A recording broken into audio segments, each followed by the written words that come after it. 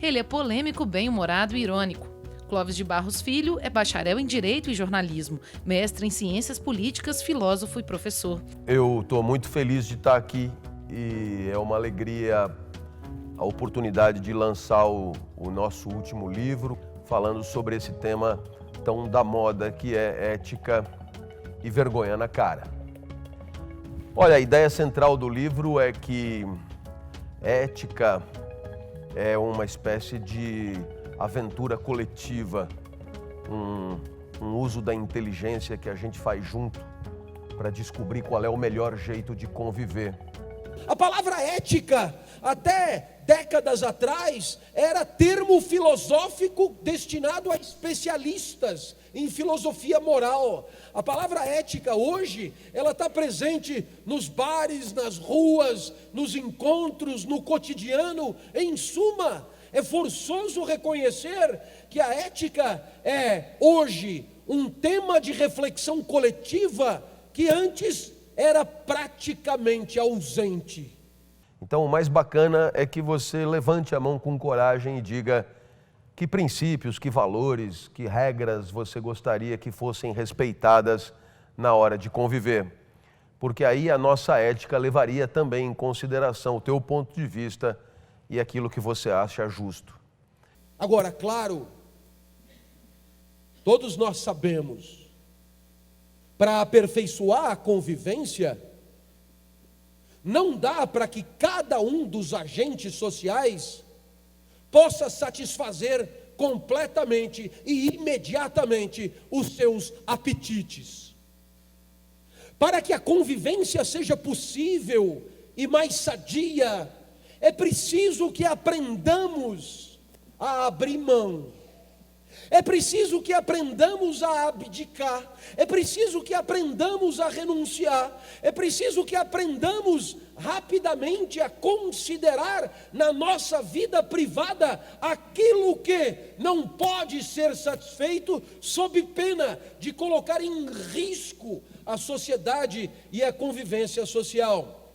Por essas e por outras, a ética é mesmo uma questão de hábito, de aprendizado, de costume, de prática recorrente e reiterada. Por quê? Porque no cotidiano, no passar dos dias, vamos aprendendo que não é tudo da nossa libido, não é tudo do nosso tesão, não é tudo das nossas pretensões que dá para satisfazer o tempo inteiro.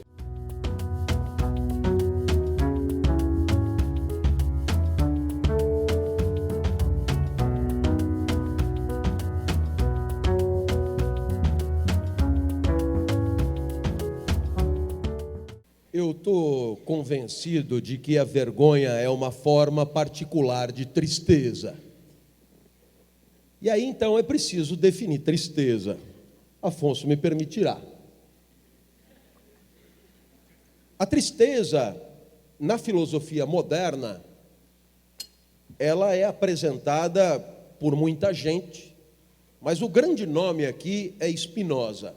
E Spinoza é um grande nome da filosofia moderna. E o que é que ele vai nos propor?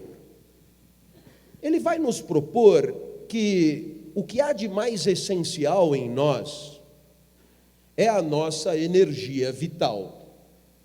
Tanto é assim que quando ela acaba, é porque a vida acabou também.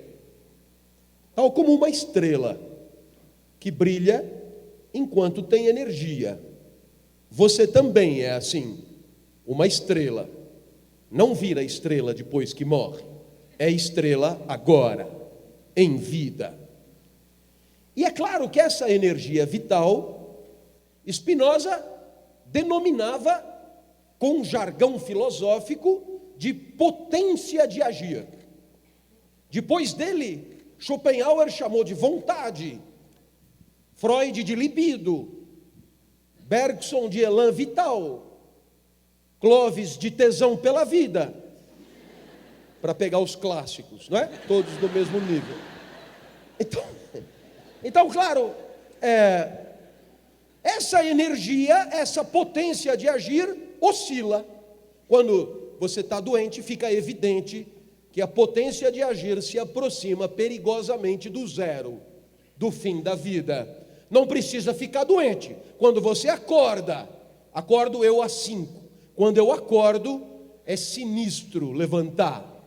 A energia que eu tenho para levantar é muito reduzida. A falta de potência de agir é óbvia. Tem gente que não é assim. Tem gente que acorda cantando. Aliás, se você compartilhar o leito com alguém que acorda cantando, livre-se enquanto é tempo. São pessoas do mal, entendeu? Normalmente gente que acorda cantando abre a janela também, assim. Aproveita e empurra, viu? Porque não são pessoas boas. Fruta de manhã. Claro. Aí eu vou no banheiro, sento no vaso, já me sinto melhor. Tomo uma ducha, me sinto melhor. Eu tomo um café e me sinto melhor. E você percebe que se sentir melhor é ganhar potência de agir. Aí eu saio de casa às 6h30 para não pegar trânsito, passo ali pelo bairro, das ruas do nosso bairro, e isso tudo vai aumentando a minha potência de agir. O mundo vai acontecendo e vai se relacionando com o meu corpo e vai alavancando a minha potência. E quando eu entro para dar aula, os alunos estão ali, eu começo a falar, eu me encanto com o que eu digo, é impressionante como eu gosto do que eu digo, né? É incrível como eu entendo quando eu mesmo explico. Então, aí o que acontece? Às 10 horas da manhã, eu estou em cima da mesa gritando. E você perguntará, o que aconteceu entre 5 e 10 da manhã? Houve ganho de potência de agir. E Spinoza dá um nome para isso. Spinoza chama isso de alegria. Passagem para um estado mais potente e perfeito do próprio ser.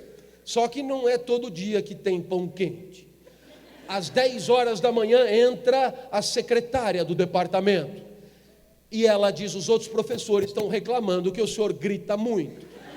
E aí a minha potência de agir despenca. Eu tenho que sair de cima da mesa. Eu recomeço tudo. Aquela mulher me apequenou a potência. E a isso chamamos tristeza. Aliás, ela é uma máquina de entristecer. A secretária do departamento. Então você percebeu que alegria é ganho de potência, tristeza é perda de potência. A vergonha é um tipo particular de tristeza. Você se apequena, você se acanha, você brocha, mas tem uma causa particular. Eu não tenho vergonha na tristeza sentida pela secretária. Eu não tenho vergonha de tristezas que são determinadas por coisas que acontecem no mundo. Não há vergonha quando eu me entristeço quando o carro quebra, por exemplo, porque a vergonha é uma tristeza específica. A vergonha, portanto, é uma tristeza que não sai da primeira pessoa. É você que observa você, que vê o que você fez e não gosta do que vê, não gosta do que fez. Aí você se acanha, você, causa da própria tristeza, você, criatura envergonhada.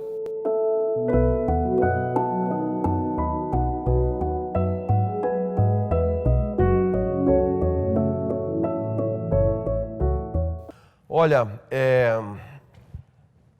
eu acho que a oportunidade de vir falar das coisas que a gente publica, pensa, edita, é uma oportunidade sempre única. Nunca mais em nenhum outro momento eu vou encontrar essas pessoas do mesmo jeito e com o mesmo estado de espírito. Um outro ponto de reflexão. Nesse mundo tão poluído ou possuído, talvez, pelas distrações eletrônicas, né? Hoje a internet, o telefone celular, iPad, iPod, iPhone, Wi-Fi, sei lá o quê, estão tomando o mais precioso dos jovens, principalmente, que é o tempo. A pergunta que eu faço é assim, como pensar, refletir, que é o que vocês estão fazendo aqui, estão pedindo que as pessoas pensem, sem esse tempo que está sendo ocupado pelas distrações eletrônicas? Eu penso que nós temos a oportunidade hoje de enxergar no mundo da vida aquilo que os pensadores do século XX, em especial Heidegger e os da escola de Frankfurt, chamavam de mundo da técnica. E o que caracteriza esse mundo? No mundo da técnica, todos nós desenvolvemos uma extraordinária competência para acumular meios. E nesse sentido, o desenvolvimento tecnológico não dá margem à dúvida. As inovações, elas nos asfixiam. Quando você termina de adquirir o último artefato, novas gerações daquele mesmo artefato já estão à sua disposição. Infelizmente, ao mesmo tempo que desenvolvemos extraordinária capacidade para acumular capital, se você preferir, através do mundo da técnica, nós não desenvolvemos uma competência paralela, que é a da reflexão crítica sobre o que nos convém, sobre o valor dos artefatos, sobre aquilo que serve ou desserve. Então, vivemos num mundo, eu diria, no mínimo em duas velocidades. A primeira velocidade é a velocidade da inovação técnica, no sentido do acúmulo de recursos. Como fazer para melhorar a convivência amanhã em relação a hoje? Qual é o ideal de sociedade que buscamos? E essa capacidade de refletir sobre isso desapareceu. Em nome do quê? Em nome de uma supercompetência em acumular recursos. Então você acumula, mas se você perguntar, e o que você vai fazer com isso? Pois as novas gerações não só não são capazes de responder, como não consideram essa pergunta uma pergunta legítima. Eles não entendem a pergunta. Como assim, para onde eu quero ir? Como assim, o que eu quero fazer com isso? Como assim? Como se o meio se legitimasse por si só e garantisse em si mesmo a razão de todos os esforços. Então, talvez a isso tenham chamado de o fim das ideologias. Se a ética é a inteligência compartilhada a serviço do aperfeiçoamento da convivência, perceba, a ética depende de uma competência intelectiva óbvia, que é o diagnóstico do mundo como ele é e a distância que estamos do mundo o mundo que queremos alcançar. É preciso ter esta competência, porque se você não tem uma ideia de mundo a alcançar, se você não tem uma representação de mundo ideal, como propor o aperfeiçoamento? Como propor a transformação? Né? Como levantar a mão e dizer, não está bom assim, eu preferiria que fosse assado, mas preferiria que fosse de outra maneira, com vistas a chegar num outro lugar. Se não sabemos qual é esse outro lugar, não há aperfeiçoamento possível.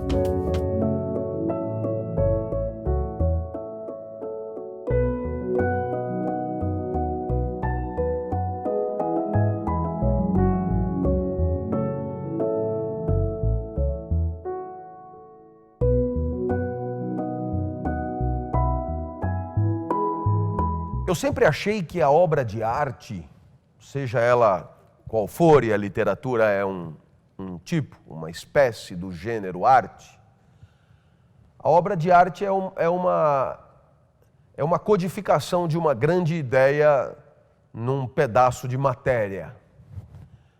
Esse pedaço de matéria pode ser papel e palavras, pode ser madeira, mármore, tela. A arte, ela permite que as grandes ideias do homem sejam apresentadas e degustadas por qualquer um. A arte, portanto, na verdade, ela permite uma tangência linda entre a ideia, que é a atividade da alma, a atividade do espírito, que é imaterial, e o corpo, a sensibilidade, os sentidos, as emoções, etc. Então a arte é o único momento em que o ser humano se apresenta na sua integralidade, na sua completitude. Estou absolutamente convencido de que a literatura como arte, A literatura, como um tipo particular de arte, contém um trabalho artístico mesmo, um trabalho especial, que é o de tornar grandes ideias ao alcance da sensorialidade e da sensibilidade de qualquer um. Assim, é muito mais provável que você escute Beethoven do que você leia Hegel. A filosofia também apresenta as ideias, mas a filosofia não é arte, porque a filosofia as apresenta sem o trabalho artístico e semiótico de codificação e de impressão numa certa materialidade. E por isso tenho a convicção de que as grandes ideias éticas, a verdadeira história da moral, o conjunto das reflexões humanas a respeito de como devemos viver, ela pode ser estudada através de uma história paralela, que é a história da arte, que é a história da literatura. Aliás, trabalho a ser feito, resgatar na história da literatura a história das grandes ideias morais. A ignorância da literatura é necessariamente uma ignorância do pensamento moral já produzido pelo homem. Então, penso eu, sendo um caminho tão auspicioso, tão fértil e tão agradável, a literatura é um caminho nobre para que possamos conhecer o que os outros pensam, as grandes ideias do nosso tempo e as grandes ideias também dos tempos que não são os nossos. Para a cidadania, não cabe a menor dúvida, porque afinal de contas, o que se espera de um cidadão, senão a capacidade de interagir, apresentar seus pontos de vista e, sobretudo, saber ouvir aquilo que não é a sua ideia, não é o seu ponto de vista. Pois, ora, a literatura é o primeiro passo para isso. Aprender a escutar, aprender a ouvir, aprender a saber o que o outro pensa. Portanto, bem-vindo à literatura, porta aberta para a cidadania.